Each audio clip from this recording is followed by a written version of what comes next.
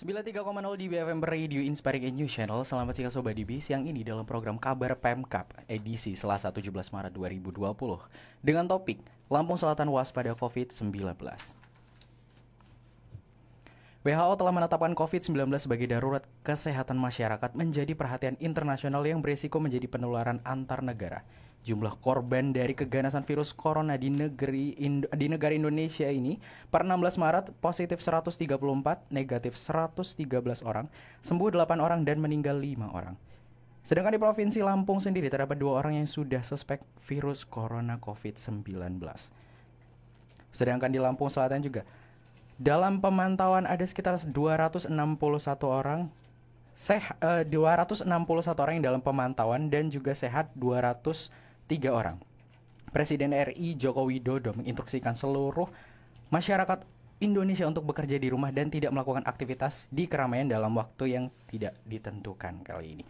Nah, di studio telah hadir narasumber dari Dinas Kesehatan dan juga rumah sakit dari Rumah Sakit Daerah Kabupaten Lampung Selatan yaitu Bob Bazar dan juga akan menjawab segala pertanyaan mengenai virus COVID-19 ini. Selamat siang Ibu. Selamat siang Mas Kinan. Selamat siang, alhamdulillah baik. Bagaimana kabar Ibu hari ini Bu?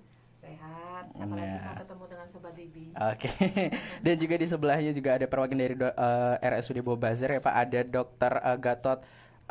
Gatot SPP ya Pak ya? Selamat siang Bapak. Nah, selamat siang juga Mas. Untuk Sobat DB yang ingin bertanya, berpartisipasi dan juga beropini di line telepon kita bisa di WhatsApp 081317176200 atau di Facebook dan juga di Instagram kita di dbfmradio.id. Baik, sebagai salam jumpa kami, mari kita nikmati dulu sebuah lagu pilihan kami berikut ini. 93,0 di BFM Radio Inspiring a New Channel. Masih bersama saya Kinan Ahmad dalam program Kabar Pemkab dengan topik kali ini adalah Lampung Selatan waspada COVID-19. Nah, mulai ke pertanyaan nih, bagaimana sih Bu sebenarnya untuk Dinas Kesehatan ya? Sebenarnya updatean dari perkembangan virus COVID-19 di wilayah Lampung Selatan sendiri Bu. Terima kasih Mas Kinan. Kalau untuk Kabupaten Lampung Selatan sendiri sudah untuk pencegahan ya, kesiapsiagaan dan pencegahan COVID Corona di Lampung Selatan dari bulan Januari kita sudah melakukan suatu beberapa kegiatan, yaitu yang pertama kan kita sudah membentuk suatu informasi kepada puskesmas karena waktu itu masih di awal-awal bulan Januari belum diketahui bahwa itu COVID atau Corona penyebabnya. Waktu itu masih ada semacam kasus yang mengelompok di Wuhan dengan gejala pneumonia yang tidak diketahui jelas penyebabnya. Baru setelah tanggal 9 Januari 2020 ketahui bahwa itu disebabkan oleh virus corona. Kemudian pada tanggal berikutnya 11 Februari kalau nggak salah itu ada namanya yaitu COVID-19. Dari situlah kita juga sudah melakukan beberapa hal, yaitu sosialisasi ke teman-teman puskesmas, membentuk tim, kemudian kita sudah melakukan suatu surveillance epidemiologi, yaitu dengan kerjasama dengan KKP, Kantor Kesehatan Pelabuhan, dengan Dinas Provinsi. Jadi yang kita amati awal, ada yang kita pantau kesehatan di awal adalah orang-orang WNA maupun WNI yang baru bepergian 14 hari sebelumnya itu dari negara terjangkit. Kemudian dinotifikasi nama, alamat, nomor HP, kemudian diberikan ke kabupaten, kemudian kabupaten menindaklanjuti dengan surveillance puskesmas untuk dilakukan pemantauan kesehatannya selama 14 hari ke depan, seperti itu. Sampai dengan dari tanggal 27 Januari sampai dengan tanggal 16 Maret 2020 ini kita sudah memantau 261 WNA maupun WNI, pemantauan kesehatan lah istilahnya ya, selama 14 hari. Itu 203 itu dalam kondisi sehat, selesai pemantauan 14 hari. Kemudian yang sakit masih belum ada, 0, mudah-mudahan akan terus berlanjut Mas Kinan ya. Kemudian yang masih dalam periode pemantauan 58. Kita sampai saat ini, maksudnya sampai dengan tanggal sekarang ini, jam sekarang ini, kita masih belum ada kasus pasien dalam pengawasan. Itu dulu Mas. Oh begitu. Nah, sebenarnya seberapa besar kesiapan dari pemerintah daerah tentang virus COVID-19 ini Bu sebenarnya? Melihat sekarang perkembangannya mulai cukup mengkhawatirkan ya Bu ya di banyak negara termasuk di Indonesia sendiri. Sebenarnya kesiapan daerah Kabupaten Lampung Selatan sendiri khususnya dari Dinas Kesehatan itu seperti apa Bu? Terima kasih. Untuk kesiapan pemerintah daerah tentunya sudah cukup baik. Jadi seperti kemarin sudah disampaikan sama Pak Bupati bahwa ada 11 poin yang disampaikan beliau tentang masalah pencegahan penyebaran COVID di Lampung Selatan. Tentunya 11 poin itu sudah tersebar ya sampai ke kecamatan, OPD dan sampai ke masyarakat karena sudah diinformasikan. Itu adalah salah satu kesiapsiagaan kita di Lampung Selatan dalam melawan COVID-19. Kemudian kita juga sudah akan membentuk gugus tugas percepatan penanganan COVID, menindaklanjuti dari keputusan Presiden nomor 7 tahun 2020. Itu draftnya sudah kita buat, tinggal besok rencana hari Kamis kita mau rapat penguatan tim gugus COVID untuk Kabupaten Lampung Selatan. Oke, begitu. Nah, untuk ke dokter sendiri nih dok, kemarin RSUD Bobasar merawat 1 orang terduga suspek COVID-19. Bisa diceritakan seperti apa dok ke Sobat Dibi semua di rumah nih dok? Sebenarnya ini cuma pasien dengan belum ke arah suspek ya. Belum ke arah suspek dok? Hanya dalam pemantauan saja. Jadi ada memiliki gejala klinis ya, seorang TKI dari daerah Arab Saudi. Kemudian ada keluhan batuk dan pilek. Dan untuk saat ini sebenarnya pasien itu cuma dalam pemantauan saja karena gejala klinisnya belum mengarah ke arah pneumonia, sesak dan sebagainya. Jadi pasien itu bisa kita pulangkan, kemudian mengobservasi dirinya sendiri di rumahnya sendiri gitu. Oke. Nah, sebenarnya nih dok, ciri-ciri khusus dari virus COVID-19 ini daripada penyakit flu atau mungkin penyakit lainnya itu seperti apa dok? Lebih detailnya. Oke. Jadi virus coronavirus ini merupakan suatu virus tipe RNA ya. Jadi itu dia single helix RNA. Dan dia itu sifatnya itu sebenarnya aslinya tuh virus ini zoonosis. Sifatnya itu memang berada di hewan alaminya gitu. Oke. Tetapi mengalami mutasi sehingga bisa menularkan ke manusia dan kemudian dia bermutasi lagi bisa menularkan dari manusia ke manusia seperti itu. Nah, lalu orang yang tidak sadar memiliki corona lalu bisa menularkan virus itu sebenarnya bagaimana sih dok? Bisa diceritakan atau mungkin spesifikasinya seperti apa? Orang yang tidak teridentifikasi tapi memiliki virus tersebut. Kalau yang tidak terdeteksi itu saya maksudkan gini, sebenarnya sih kalau emang dia sedang sakit, tidak terdeteksi berarti dia belum sakit ya, belum sakit, emang tidak sulit menularkan kecuali kalau dia sudah menjadi sakit ya, ada batuk, pilek. Jadi sudah terlihat gejala ya dok ya? Sudah terlihat gejala, jadi seperti ya gejalanya yang untuk virus ini secara gambaran umum sama seperti gejala flu yang lainnya. Seperti yang terkena demam, udah batuk, pilek, nyeri tenggorokan, seiring perjalanan dengan yang melibatkan paru dari atas turun ke bawah, itu menimbulkan sesak.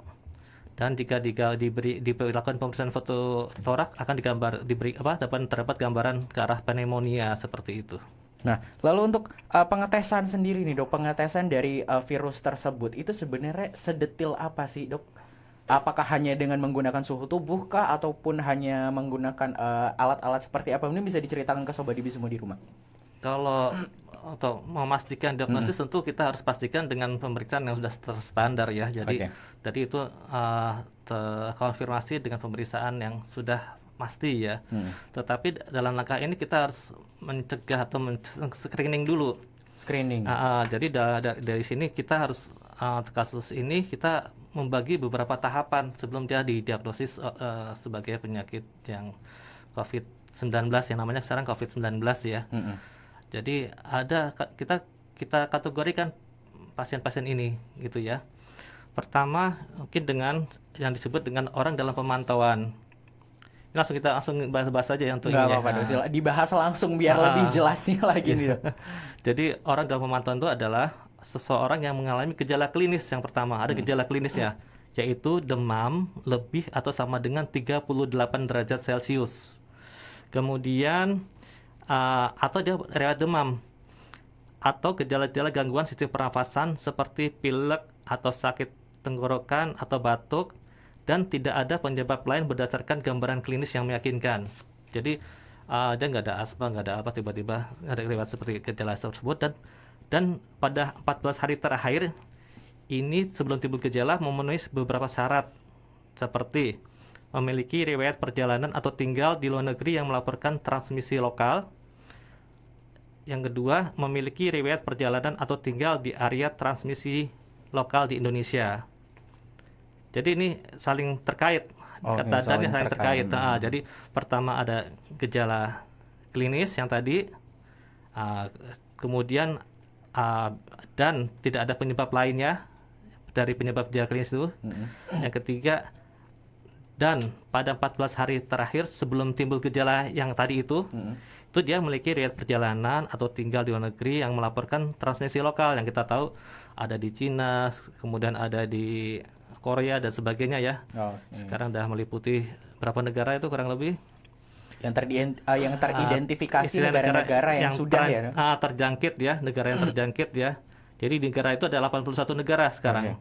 Jadi di dalam negara tersebut ada orang yang terjangkit tertular oleh orang yang lainnya, itu dikatakan terjangkit. Kemudian kategori yang kedua yaitu sudah masuk dalam pasien sebagai pasien dalam pengawasan. Pasien dalam pengawasan ini adalah seseorang dengan infeksi saluran pernafasan atas (ISPA), yaitu demam lebih dari 38 derajat Celcius atau riwayat demam, disertai salah satu gejala atau tanda penyakit pernafasan seperti batuk, sesak nafas, sakit tenggorokan atau pilek, pneumonia ringan hingga berat, dan sama seperti tadi tidak ada penyebab lain berdasarkan gambaran klinis yang meyakinkan, dan pada 14 hari terakhir sebelum timbul gejala memenuhi syarat-syarat sebagai berikut. 1. Memiliki riwayat perjalanan atau tinggal di luar negeri yang melaporkan transmisi lokal, yang tadi 84 negara tadi ya, 81 negara. Kemudian riwayat 2. Memiliki riwayat perjalanan atau tinggal di area transmisi lokal di Indonesia. Saat ini sudah ada di Indonesia untuk wilayah-wilayah yang terdapat transmisi lokal ya, atau wilayah terjangkit. Kemudian pasien dalam pengawasan pula adalah seseorang dengan demam lebih atau sama dengan 38 derajat Celcius atau riwayat demam atau ISPA, dan pada 14 hari terakhir sebelum timbul gejala memiliki riwayat kontak dengan kasus konfirmasi atau probable COVID-19. Jadi dia ada sebelum sakit itu dia ada kontak dalam 14 hari sebelum timbul gejala, kontak dengan orang-orang yang sudah menderita COVID-19. Nah, untuk pengetesannya sendiri atau pengujiannya sendiri, berarti bisa dikatakan bahwa pengujiannya harus menggunakan pengujian hasil laboratorium ya, Dok ya? Iya. Nah, untuk pengujian atau pengetesannya sendiri, berapa lama untuk seseorang bisa dikatakan COVID atau positif COVID-19 ini, Dok? Dari hasil pengujian itu berapa lama keluar hasilnya? Kalau PCR itu cepat sekali ya. Secara teori nggak nyampe 1 hari pun keluar hasilnya. Nggak nyampe 1 hari sudah langsung keluar. Tetapi kan kendalanya kenapa kok kemarin tuh lama? Itu kendalanya pada hal pengiriman aja. Pengiriman, kadang proses pengiriman dan sebagainya hingga sampai di litbang. Kemarin kita menggunakan litbang untuk itu, akhirnya ada waktu seperti itu. Nah, kalau aslinya sih cepat. Nah, untuk rentan usia sendiri yang paling gampang atau paling mudah tertular dari COVID-19 ini adalah umur atau usia berapa sih, Dok, sebenarnya? Sebenarnya yang dikatakan paling rentan itu segala umur bisa terkena ya. Jadi segala umur bisa terkena, ya? Ada kemungkinan? Ada kemungkinan. Cuma kita harus waspada terhadap kasus-kasus yang umur yang tua ya, geriatri atas 60 tahun atau memiliki imunokompromis atau balita, bayi. Itu cenderungan imunitasnya masih kurang, itu kemudian lebih mudah terkena dan lebih rentan dan lebih mengalami perburukan seperti itu. Nah, untuk kesiagaan dan kesiapan rumah sakit sendiri seperti apa, Dok, sekarang? Kita mulai dari screening pasien masuk rumah sakit ya. Kita tahu dari bahwa gejala klinis yang utama itu demam seperti itu ya. Jadi setiap pasien yang masuk rumah sakit itu kita scan pakai termometer khusus ya. Jika kita ternyata suhunya tinggi 38 atau sama atau lebih, maka dikasih formulir khusus yang diisi sendiri. Kamar itu dibuat mudah sehingga pasien bisa tinggal centang-centang aja kira-kira apakah dia ada demam gejala lain, apakah dia ada riwayat perjalanan atau dia ada kontak seperti itu. Kemudian nanti dari situ kita bisa pastikan apakah ini benar-benar ada ke arah suspek atau tidak. Tapi selama ini ya alhamdulillah rata-rata masih aman ya. Masih belum ya. Nah, kita sedikit beralih ke Dinas Kesehatan Kabupaten Lampung Selatan. Untuk petugasnya sendiri Bu, yang penyuluhan yang terjun langsung di lapangan memberikan informasi kepada masyarakat itu sebenarnya ada berapa orang sih Bu sekarang? Terima kasih Mas Kinan. Jadi kalau untuk di Dinas Kesehatan ini mulai dari hari ini sampai tanggal 2 April nanti kita sudah terjadwal itu sosialisasi di tingkat kecamatan. Sosialisasi tingkat kecamatan kita kabupaten dibagi 3 tim. Kemudian peserta yang diundang adalah kepala desa, TPPKK desa, kemudian tokoh masyarakat, perwakilan dari sekolah dan pejabat yang di kecamatan tentunya. Tujuan kami daripada untuk sosialisasi ini tentang COVID adalah karena yang punya wilayah terkecil di desa adalah kepala desa tentunya kan. Jadi apabila ada info-info hoax segala macam dari aparat desa itu nanti sudah bisa menjelaskan tentang COVID, jadi tidak ikut-ikutan juga, jadi ikut panik kan seperti itu. Jadi harapan kita dengan seperti itu masyarakat menjadi lebih tenang. Kemudian teman-teman puskesmas juga sudah melakukan suatu sosialisasi dari kemarin-kemarin itu pada saat kegiatan posyandu, kelas ibu, posbindu, posyandu usila itu mereka pada saat pelayanan sekalian melakukan sosialisasi COVID, sehingga diharapkan lebih banyak yang tahu tentang bagaimana pencegahan COVID dan apa itu COVID-19. Jadi tidak mudah panik apabila ada hoax, itu harapan kita seperti itu. Diselipkan di banyak program ya Bu? Di banyak program. Kita punya slogan apapun kegiatannya jangan lupa informasi COVID kan seperti itu.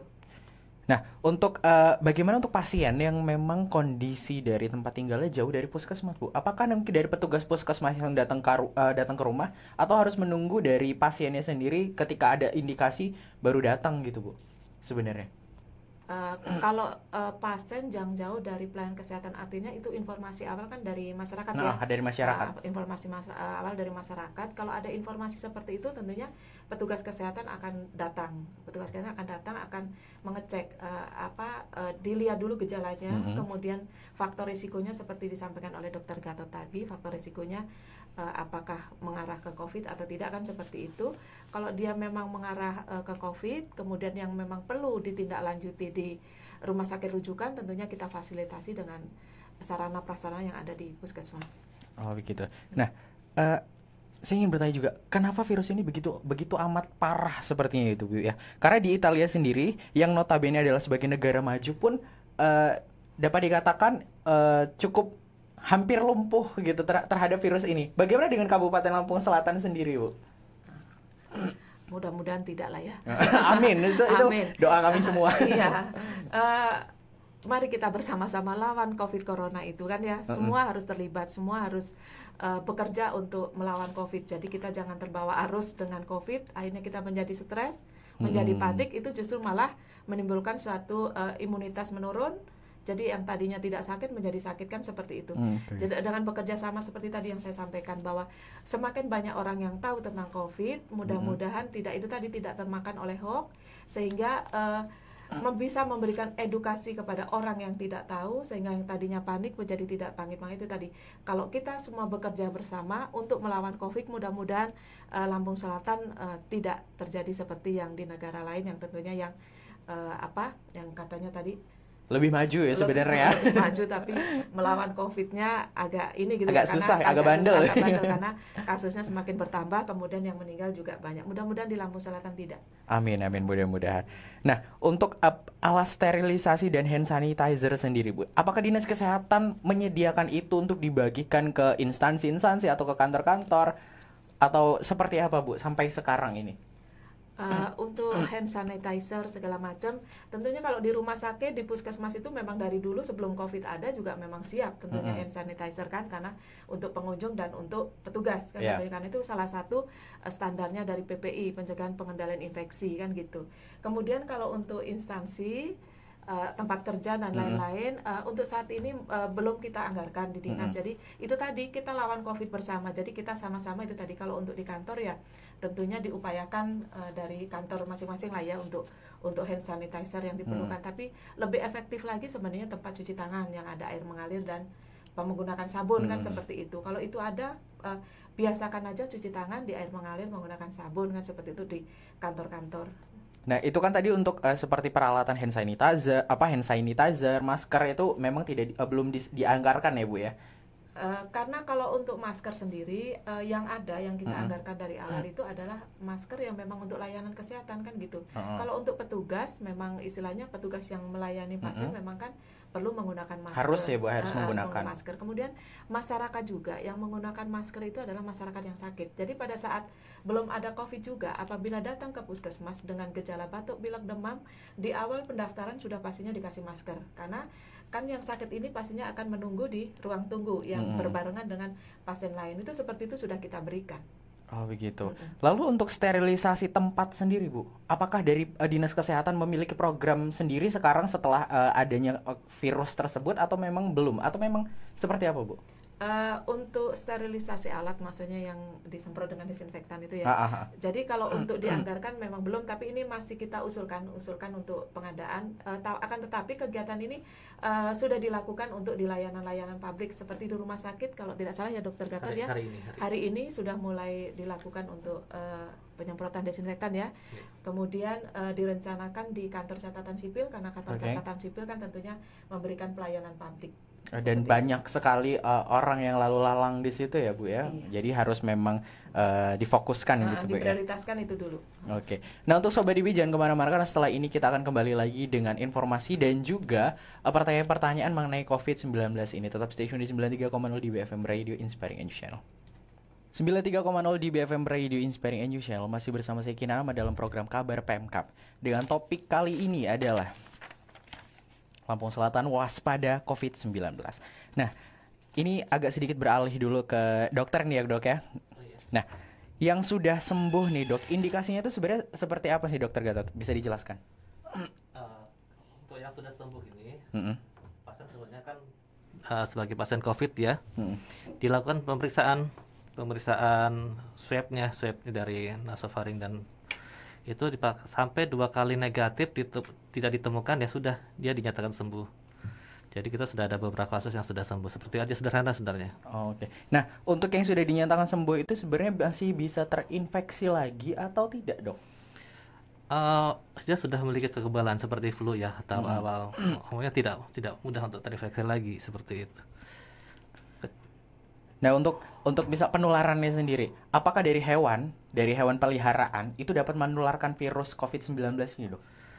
Enggak ya, jadi kita ini sudah, kalau dulu emang diawali dari hewan ya. Sekarang transmisinya sudah bermutasi, sudah berbeda. Dari manusia ke manusia? Akhirnya bisa dari manusia ke manusia dengan cara dia tuh pakai droplet ya, percikan dahak ya, dari batuk dan bersin seperti itu. Nah, dari Dinas Kesehatan sendiri, sebenarnya tuh mengenai kelangkaan peralatan dan seperti hand sanitizer, terus juga ada masker yang mulai melangka nih di beberapa daerah nih. Itu sebenarnya dari Dinas Kesehatan sendiri menanggapinya seperti apa sih Bu? Terima kasih. Tentunya kelangkaan segala macam hand sanitizer, kemudian masker itu ya karena mungkin keresahan ya, kepanikan masyarakat tentunya dengan informasi-informasi sehingga itu tadi membeli yang mungkin bisa juga membeli banyaknya itu tidak seperti biasanya kan gitu, karena kalau bisa saya beli sebanyak-banyaknya itu menimbulkan kelangkaan. Tapi dari tim pusat, tim kabupaten, kemudian tim provinsi juga sudah tentunya melibatkan juga aparat hukum. Kemarin juga kita minggu kemarin sudah melakukan semacam kayak FGD dengan pihak Polres menyikapi tentang masalah seperti ini. Jadi kita juga melibatkan juga pelaku-pelaku untuk pedagang besar farmasi. Memang agak langka tapi istilahnya kalau masyarakat ingin membeli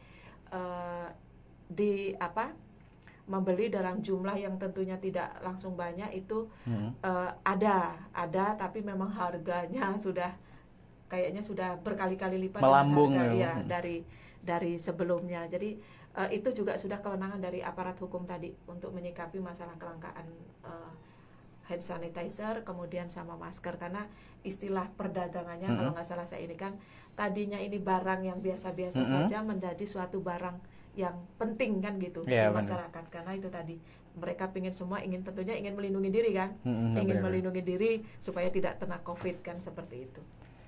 Oke, nah kita buka pertanyaan sendiri dari Nana yang ada di Kalianda. Nah, peningkatan kematian 2 kali lipat. Mengapa?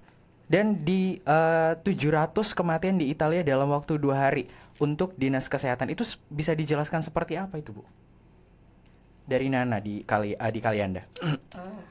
Terima kasih untuk Mbak di Nana. Italia tadi. Jadi seperti saya sampaikan dulu nih, seperti yang sudah disampaikan Dr. Gatot tadi bahwa tingkat kematian untuk COVID-19 ini jauh lebih kecil dibandingkan dengan MERS dan CoV.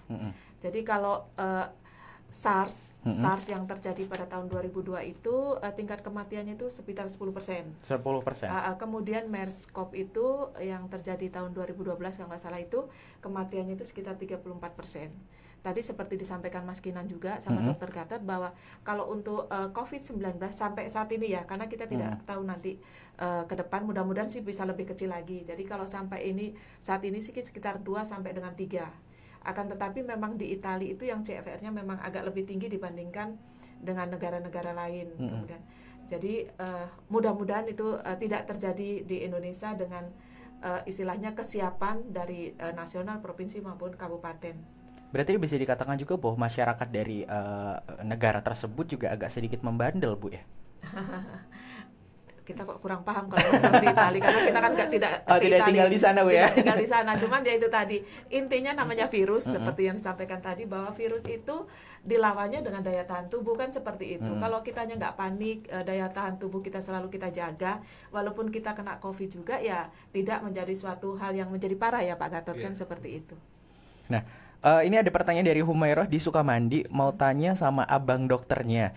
Sejauh ini persiapan dari RSUD Bobazar sudah sejauh mana mengenai ruang isolasi itu, nantinya si suspek hanya akan diisolasi atau akan ada penanganan lebih lanjut dari pihak Bobazar?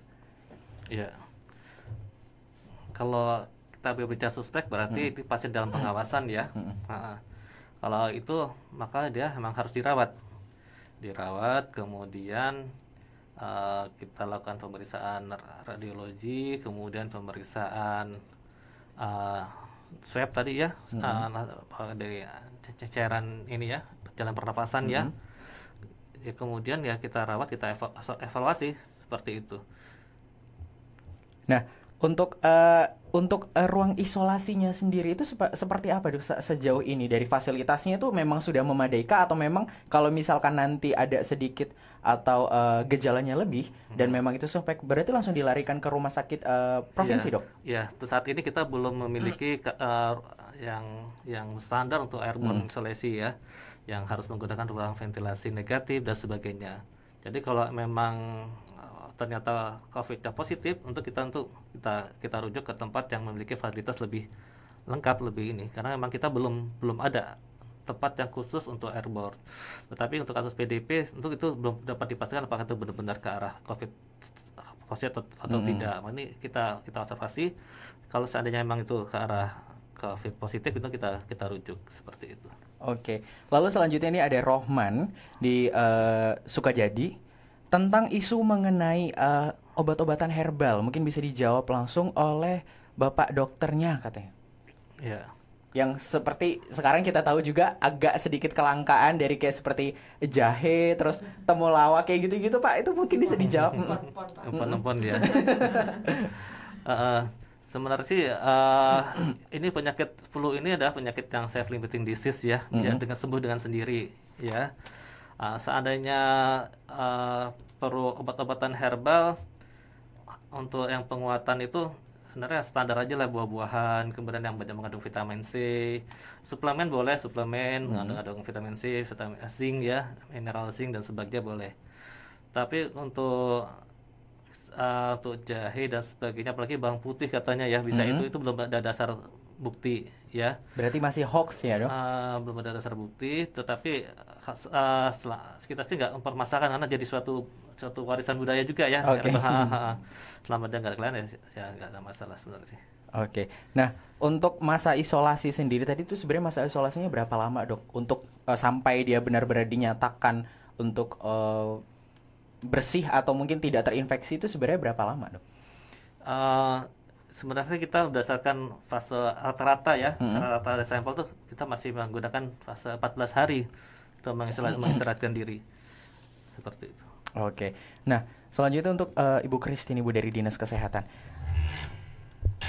Untuk privasi dari para korban yang terinfeksi dari COVID-19 itu sebenarnya seperti apa sih?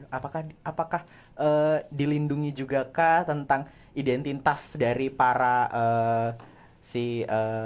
korban si COVID ini, atau memang ya sudah seperti itu aja dong? Oke, terima kasih. Kalau privasi tidak hanya kasus COVID ya. Semua pasien itu memang privasinya tidak boleh disebarluaskan. Seperti itu. Kemudian yang perlu kita sampaikan juga bahwa kewenangan untuk menyampaikan bahwa di Lampung itu ada kasus terkonfirmasi atau tidak itu adalah provinsi. Jadi Pak Gubernur dan Kepala Dinas Kesehatan Provinsi. Jadi bukan kewenangan kabupaten juga untuk menyampaikan ke masyarakat bahwa di Lampung Selatan ada kasus seandainya yang konfirmasi atau apa, itu kewenangan provinsi. Oh begitu. Tapi dari Dinas Kesehatan sendiri tetap melindungi ya, Bu? Tetap melindungi, karena ya itu tadi saya bilang, tidak hanya COVID, semua kasus penyakit itu memang tidak boleh disebarluaskan. Tidak boleh disebarluaskan. Yang berobat ke puskes, yang berobat ke rumah sakit itu adalah haknya pasien, ya kan gitu, tidak boleh disebarluaskan. Oke. Nah, lalu bagaimana dengan para pekerja atau mahasiswa yang sekarang lagi menempuh pendidikan atau bekerja di luar kota dan ingin kembali pulang? Akankah ada larangan dari pemerintah daerah, khususnya dari Dinas Kesehatan, untuk memberikan larangan untuk tidak pulang dulu, atau sebenarnya menganjurkan untuk pulang, dan seperti apa itu, Bu? Untuk sampai saat ini itu kan nanti keputusan tentunya dari Pemda ya. Sampai hari ini kan belum ada istilahnya pelarangan untuk yang masuk ke wilayah Lampung Selatan karena kan belum lockdown. Iya. Jadi ya nggak apa-apa. Jadi masa dia mau pulang ke rumah orang tuanya nggak boleh. Jadi kalau ada mahasiswa yang libur, seandainya dia kuliah di Jakarta atau di Bandung, dia mau pulang karena sekolahnya diliburkan, ya nggak masalah pulang. Tapi itu tadi di rumah harus melakukan isolasi diri. Ya kan gitu, maksudnya dia pulang ke rumah juga tidak harus yang malah jadi berwisata. Jadi dia isolasi diri di rumah, kemudian menjaga isolasi diri itu contohnya menjaga dengan anggota keluarga yang lain itu dia tidak terlalu berdekatan, kemudian dia juga tidak terlalu sering bepergian di tempat keramaian, kemudian dia menjaga daya tahan tubuhnya kan gitu, kemudian jangan mencampur alat makan ya, maksudnya kalau dia habis makan, habis minum ya itu untuk diri dia sendiri, kemudian dicuci kan seperti itu, terus kebiasaan PHBS. Jadi, nah ini untuk Dinas Kesehatan sendiri, Bu, adakah peraturan? Karena kan kita tahu kultur di daerah kita atau mungkin di negara Indonesia itu sering banget kumpul-kumpul. Jadi misalkan contoh riungan atau kumpul-kumpul yang lain. Adakah peraturan yang membatasi hal tersebut untuk masyarakat melakukan kegiatan bersama-sama itu, Dok? Itu masuk di dalam kemarin 11 poin yang disampaikan oleh Pak Bupati. Salah satunya adalah menghindari dulu kegiatan-kegiatan yang sifatnya mengumpulkan orang banyak. Kan seperti itu, kecuali di pelayanan kan gitu. Jadi kalau untuk pelayanan di puskes segala macam ya tetap, tapi itu tadi untuk PPI-nya, maksudnya pencegahan pengendalian infeksinya lebih diperketat lagi. Jadi kalau ada yang memang demam, batuk pilek, habis screening, dia masuk di dalam prioritas pelayanan. Jadi tidak bergabung dengan yang lain. Kalau kumpul di keramaian segala macam sudah ada di edaran Bapak Bupati yang disampaikan di salah satu di 11 poin itu. Oke, jadi memang tidak dianjurkan ya Bu ya untuk berkumpul-kumpul dengan kondisi yang seperti ini gitu. Nah, untuk Pak dokternya sendiri, Dokter Gatotnya sendiri. Nah, pasien yang meninggal nih di luar sana, pasien yang meninggal akibat COVID ini sebenarnya memang murni karena virus COVID-19 atau mungkin karena ada komplikasi sih, Dok, sebenarnya? Iya. Sebagian besar ya, ini memang pasien itu mengalami suatu komorbid namanya ya. Seperti kasus kematian yang di Indonesia ada ya, kasus kita ya. Yang itu ternyata dia mengalami komorbid yaitu diabetes mellitus dan CHF, memang ada kelainan sebelumnya seperti itu. Jadi faktor-faktor itu yang menyebabkan istilahnya infeksinya gampang sekali, viral loadnya besar sekali ya. Virus yang di dalam tubuhnya sangat banyak ya. Terus dengan banyak virus itu menyebabkan ada namanya sitokain dalam tubuh kita sebagai suatu reaksi inflamasi dalam tubuh kita banyak berjumlah, itu menyebabkan kerusakan-kerusakan yang ada di dalam tubuh kita sendiri seperti itu, akhirnya dia mengalami perburukan.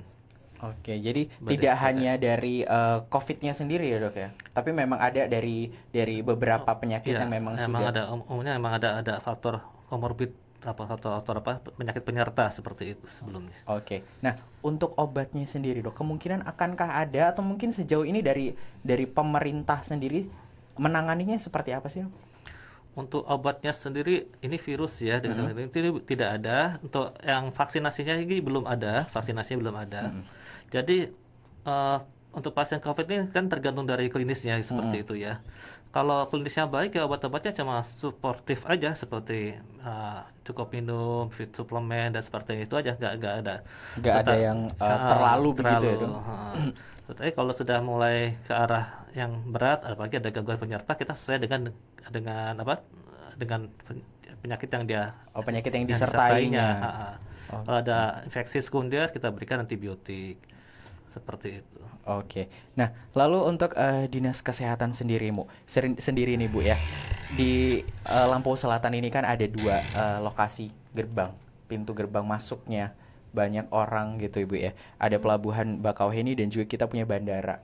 Nah, itu bagaimana tindak lanjut dari dinas kesehatan untuk mengantisipasi masuknya virus COVID-19 di Kabupaten Lampung Selatan itu sendiri, Bu? Oke. Kalau untuk kesiapan di pelabuhan bandara Raden Intan II itu kemarin dilakukan oleh KKP Kantor Kesehatan Pelabuhan. Jadi sudah ada dipasang thermal scanner, yaitu untuk mendeteksi untuk yang kedatangan ya, pada saat orang datang, kemudian dia nanti dengan suhunya seandainya lebih atau sama dengan 38, maka sudah akan terlihat di monitor terdeteksi, bunyikan. Kemudian itu kalau ada seperti itu otomatis dia langsung masuk ke ruang isolasi oleh KKP. Kemudian di situ di screening faktor risiko dan segala macamnya. Kalau dia nanti masuk di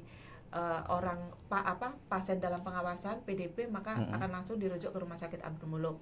Akan tetapi kalau dia masih ODP, maka akan notifikasi, dicatat nama dan lain-lainnya untuk diinformasikan ke wilayah kerjanya masing-masing untuk dilakukan pemantauan selama 14 hari. Jadi kalau di bandara sudah dipasang untuk thermal scanner.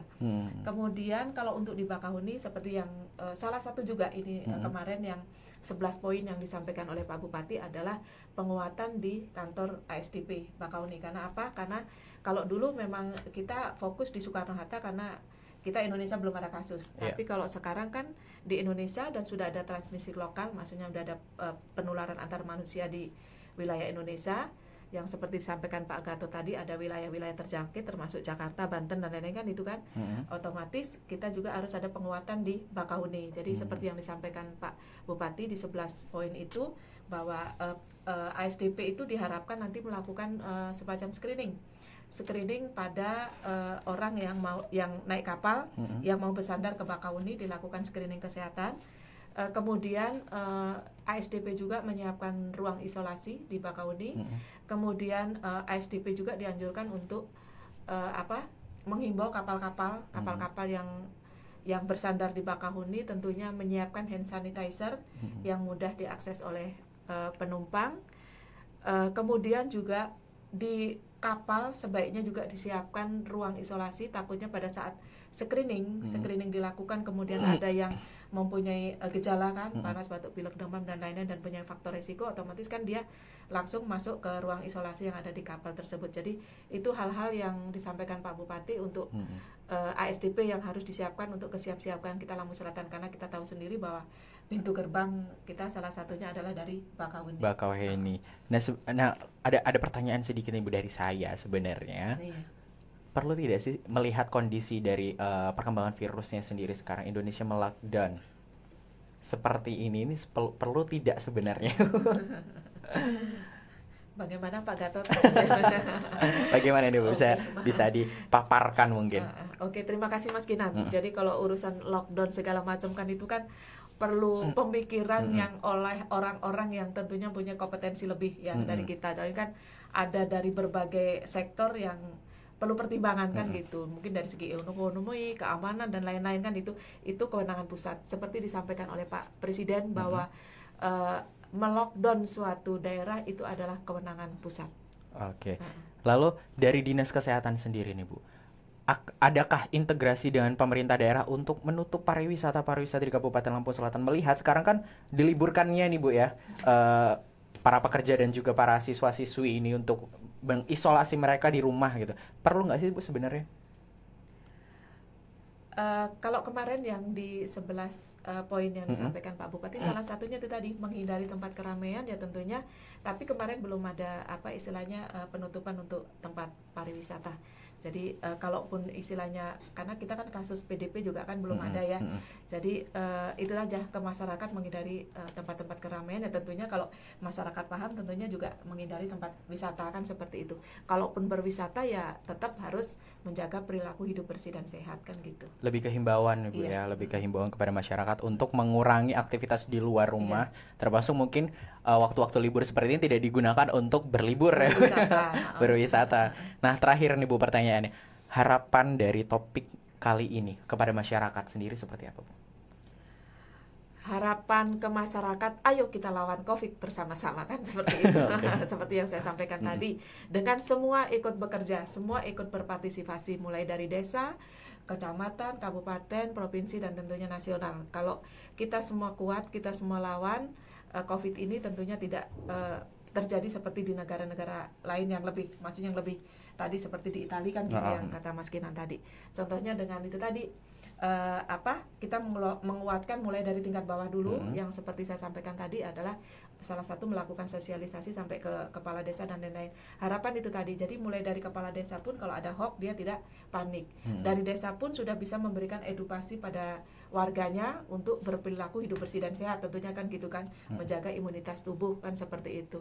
Kemudian di pihak kecamatan juga kalau ada hal-hal yang meresahkan masyarakat bisa memberikan informasi yang benar kan seperti itu. Kemudian petugas kesehatan sendiri penguatan untuk tim kesehatan mulai dari tim rumah sakit, tim puskesmas kan, klinik swasta itu juga bisa memberikan informasi yang benar kepada masyarakat itu bagaimana cara melawan COVID biar tidak terjadi di Lampung Selatan. Benar banget. Dan jangan lupa untuk tetap menjaga kesehatan ya Bu ya. Tuh. Lalu untuk Pak Dokter sendiri Pak, gimana nih Pak pesan dan harapan untuk masyarakat Kabupaten Lampung Selatan sendiri yang melihat talk show kita siang hari ini Pak? Ya, sama seperti Mbak Kristi juga ya. Kita harus menerapkan pola hidup yang sehat ya. Cuci tangan, kemudian makan makanan yang bergizi, pola hidup yang sehat, menghindari begadang dan yang tidak perlu ini ya. Ditambah di COVID ini kan memang ada unsur-unsur yang gampang penularan dan sebagainya, itu kita harus menghindari tempat-tempat yang berkumpul ya, bertemu orang banyak. Satu lagi pesan saya yaitu kalau bisa usahakan untuk stop merokok ya. Stop merokok. Kita dokter paru selalu tekankan gitu.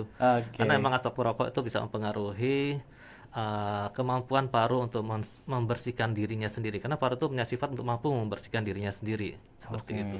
Nah, itu aja saya. Nah, itu tadi perbincangan kita mengenai COVID-19 yang cukup menjadi isu yang juga mengkhawatirkan di negara kita dan juga Kabupaten Lampung Selatan sendiri. Terima kasih buat Sobat Dibi yang sudah menyaksikan dan juga sudah ikut berpartisipasi, dan juga terima kasih Ibu Kristi yang sudah hadir di sini, dan terima kasih Dokter Gatot yang sudah berpartisipasi di sini Dok. Terima kasih sudah menyempatkan waktunya. Dan untuk Sobat Dibi jangan kemana-mana karena tayangan kita atau informasi dari kita masih akan terus tetap hadir, dan tetap stay tune di 93,0 DB FM Radio Inspiring Unusual.